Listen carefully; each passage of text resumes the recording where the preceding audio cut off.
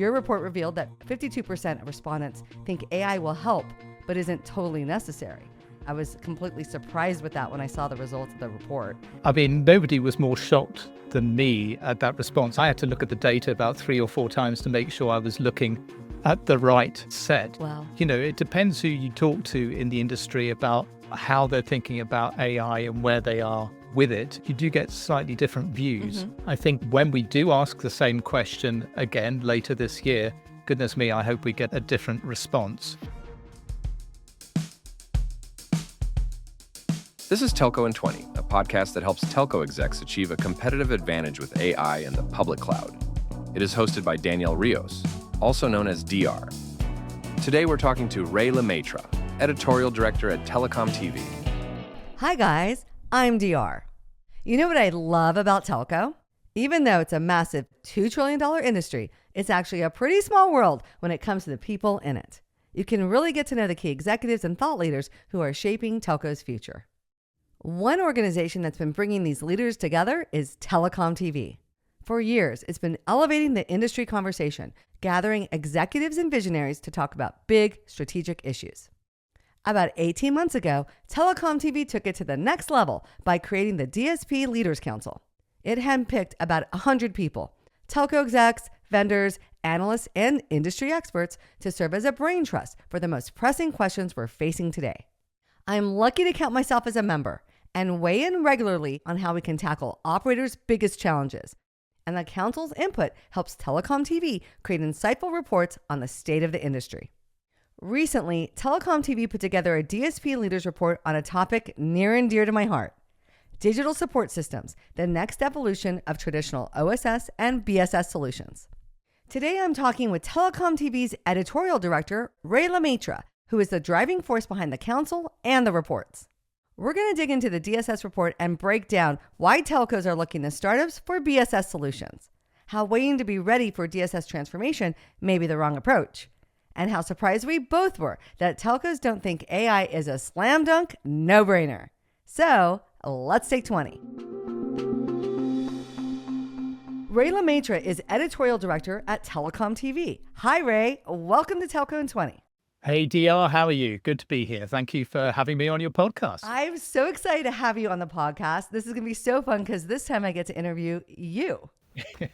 So everyone knows you. You're telco famous. You've been a journalist in the industry for nearly 30 years. And currently you're the Editorial Director of TelecomTV. But you also oversee their DSP Leaders Council that has nearly 100 members from around the industry, including me. So to start, what's this council all about? Okay, yes, TelecomTV has long had a focus on the evolution of communication service providers, CSPs, to digital service providers, DSPs, and we've now got a strategy that's totally focused on the development of those digital service providers. Yeah. And we've also, over the years, engaged with a lot of high-ranking telecom executives, but more on an ongoing ad hoc basis. So I guess about 14, 15 months ago, we decided to formalize the relationships we have with the key industry executives to create the DSP Leaders Council to give us a body of movers and shakers that we could turn to for insights, advice, involvement in our digital and in-person events. And like you said, we've now got almost 100 councillors. Yeah. And a few times a year, we turn to those council members only for some survey insights, which is something we've just done for our annual industry vision report. So it's really having a body of people that we can turn to and engage with on a regular basis. And it's a great bunch of people spread across operators, vendors, analysts, and people who I guess you would regard as industry watchers. And they give us a really good breadth of insight and vision into what's going on in the industry. Yeah, I'm very proud to be a member, and I always look forward to the surveys that come out. And so you just mentioned the reports that you put together as part of these surveys of the council. And recently you published a report called Digital Support Systems, the Evolution of OSS and BSS. And it showed in that report that more than 9 out of 10 respondents recognize the need to replace their legacy OSS BSS applications. And 50% of them are looking to startups for new BSS solutions. And so as someone who leads a software startup in the telco industry, I was really happy to see that result. But my question to you is If this is true, don't you think we'd see a more vibrant ecosystem of telco startups or significant venture capital investment into our industry? Well, I mean, logically, that would be the case. I think it's worth pointing out that startups in this sector and investment in telecom software used to be a thing about 30 years ago. Yeah. And about 20 years ago, it largely dried up. And of course, these days, if anybody is investing in telecom, they're more investing in the adjacencies. So nearly all of the money now is going into AI, and that's in general across the board, Yeah. but also in tech, either AI or data centers, which of course is very closely related. And that's where the big bucks are going. That's great for DSPs, of course. Yeah. So why isn't there more activity? I do wonder in our survey whether people thought of startups as being companies that would be new to them in helping them with their OSS and BSS requirements. And I think that what we're going to see is companies engaging with new names, different companies that maybe have been around for a while in adjacencies that are bringing their IT smarts to the telecom sector. And that will bring new names in and lead to new engagements. And I would imagine quite a few of those new names and new companies will come from areas where there's already been some AI expertise and AI experience. And I'm not just saying this, I think it will also benefit the few companies that have bothered to focus on and invest in this sector like you have yourself. And I think that will probably play out pretty well because, as we know, companies that have been around for a long time can be a bit reluctant to change, even if their customers are telling them to do so. Yeah. As a startup, I can't tell you how hard it is to break into this industry. All of the processes are really geared towards reselecting long in the tooth incumbent vendors. The RFPs they put out, the criteria that they're using for selection. Just the other day, we were with a telco and they really liked our technology. And their reason for not selecting us and shortlisting us was our infancy. But on the other side, they're like, we love you for your innovation. It's a little bit of a chicken and egg, guys, right? Like, I don't know how I start to get adoption and get those reps in that you guys are all evaluating us on. And at the same time, you guys love the innovation. So it's been a little bit frustrating. And again, I don't think I'm the only startup that's ever complained about this in telco. Yeah. When it comes down to it, it's a little bit like, well, you never get fired for picking Ericsson. And I'm like, okay. Absolutely. I mean, better the devil you know does play a big role in this industry, as do procurement processes, which are really frustrating for people inside those companies that are wanting to do something new as well. So as with everything, it's kind of a jigsaw puzzle. Yeah. And you have to have all the pieces together to make things work. And it's really hard to get that big picture together. Yeah. Another story, we got an RFI for building digital applications with AI. The telco wants to rapidly build a bunch of different apps. I told the team it would take us longer to respond to the RFI than to actually build the apps. So yeah, that's crazy. Come on, guys, get with the program. And so another surprising finding in your report was that almost 2/3 of respondents said they need the right skills and operational structure in place before they can upgrade their DSS. And so with AI evolving so quickly, by the time telcos feel, quote, ready, I think the technology landscape will have changed.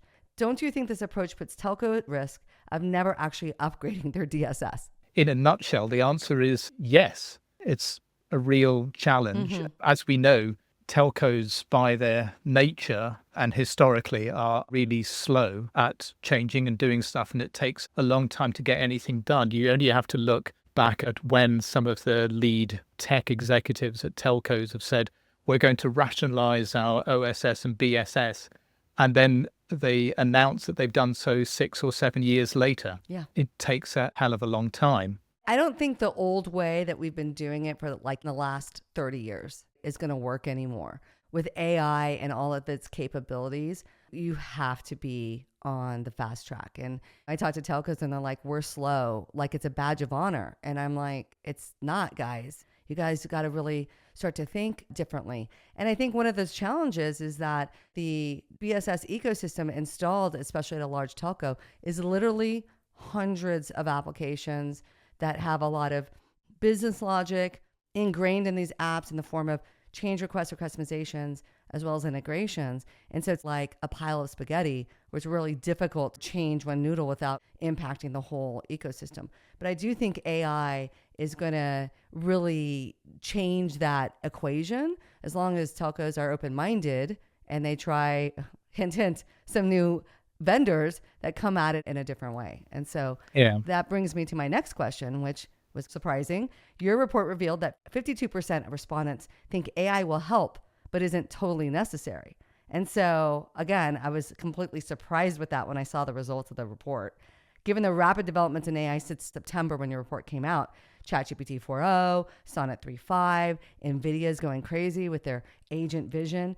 Do you think you'd get a different result if you conducted the survey today?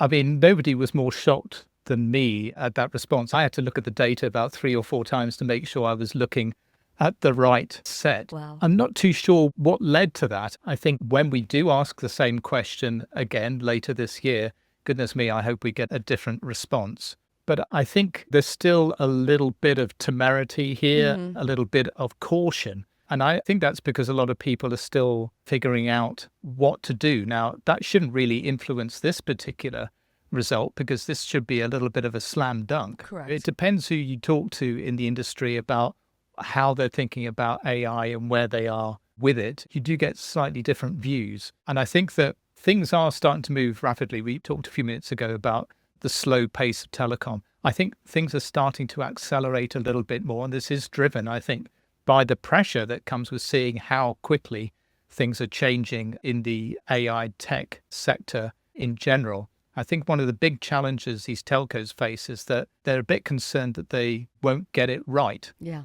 Maybe that's not something they need to be too worried about. What they do need to make sure is that they do it properly in a cloud-oriented and an open way. Otherwise, they will send themselves down another cul-de-sac. And I do think that these kind of concerns do, pun not intended, cloud their thoughts about AI at the moment. Yeah.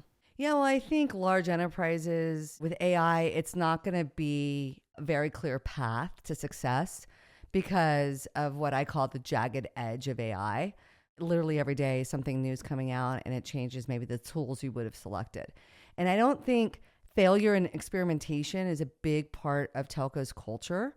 And it really almost needs to be. You need to tolerate a little bit of experimentation and bad answers as you tune and improve it. Again, be smart about how you release that out into the wild, into your customers and impacting your business.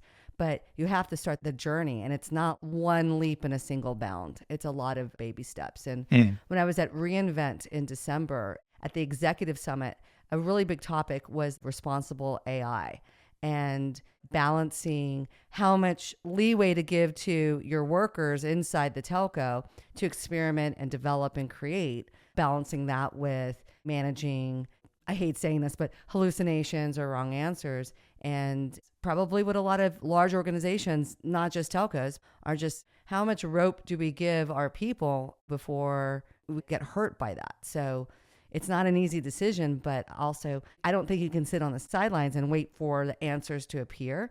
I think you'll be too far behind by the time you start your journey.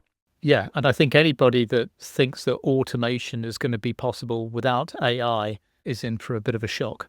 Correct. So looking ahead, what other topics will you and the DSP Leaders Council explore next? 2024 was our first full year of having the council and doing surveys in general with the whole industry, but also specifically with the council. And so 2025, we're going to spend quite a lot of time repeating the same surveys, but with additional questions so that we can look at the trends, see what's changed between 2024 and 2025. I mean, if that 52% number goes down, then I think gloves will be off this year, but I'm sure it'll go up. But only by repeating will we be able to see where the industry is headed.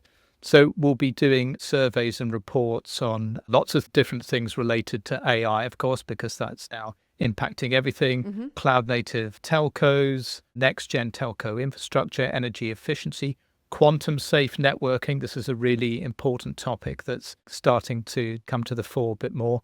Open RAN, of course, that's been a big topic of ours for a very long time. Absolutely. And a new topic for our survey this year will be the area of satellite to smartphone communication, or D2C, direct to cell, because that's really starting to impact service provider strategies now. And then one other one I'm looking at actually is the role of dark roasted Latin American coffee beans on telco operations. That's a personal favorite of mine. This is so important. Yes. Who can survive without it? And I famously don't drink coffee. It literally makes me feel terrible. I don't know how you guys have all that caffeine. It's the only thing that's keeping me sitting up.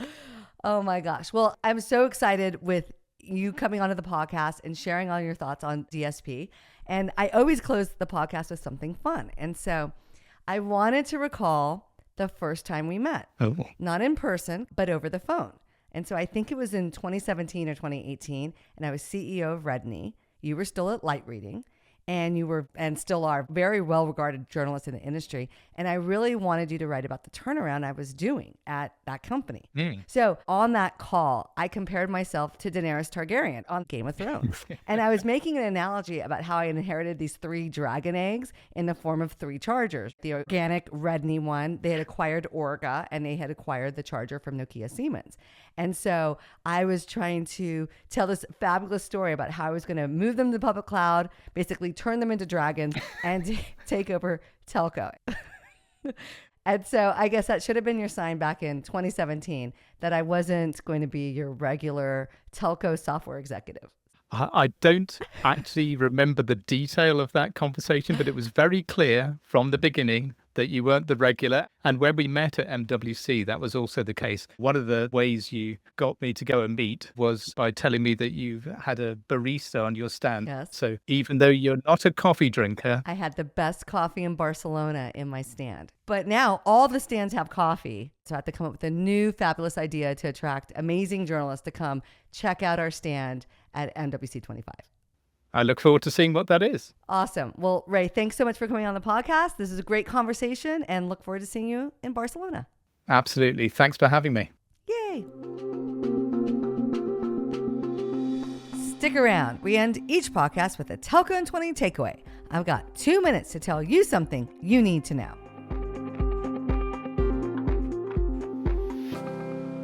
Ray made a powerful point about AI in telco. It's not an option anymore. It's a necessity. Operators simply can't afford to move slowly. And that means that telco executives are going to have to get comfortable with something that makes them squirm, selecting new small vendors that have innovative approaches to old telco problems. But here's the thing everyone seems to miss. When it comes to AI, there are no incumbent providers. From the old school players like Amdocs and Ericsson to startups like Totogi, everyone is figuring out AI for the first time. So telcos, get ready. The next wave of innovation will come from unproven companies that are building AI first from the ground up. So go tell your pesky procurement department to stop asking for an RFP from 6 vendors with customer references. They don't exist. And don't fall for your incumbent vendor telling you they have it figured out. They don't. You're going to have to get out of your comfort zone and start exploring what AI native companies can do. Want to see what real innovation with AI looks like? Come find me at MWC 25. I'll be in Barcelona with Team Totogi, who has figured out AI, showing off our amazing products at our stand in Hall 2. I'm also giving one of my epic talks on how to build an AI-first telco at the Gen AI Summit on Monday, March 3rd at 10:30 in Hall 6. And catch an invite to the best party in Barcelona on Wednesday, March 5th. DM me on LinkedIn or X at TelcoDR to grab a spot on the list. Until then, tune into more Telco in 20 episodes. Like and follow and leave us a 5-star review. Don't forget to sign up for my mind-blowing email newsletter on telcodr.com and check out our killer YouTube channel. Later, nerds!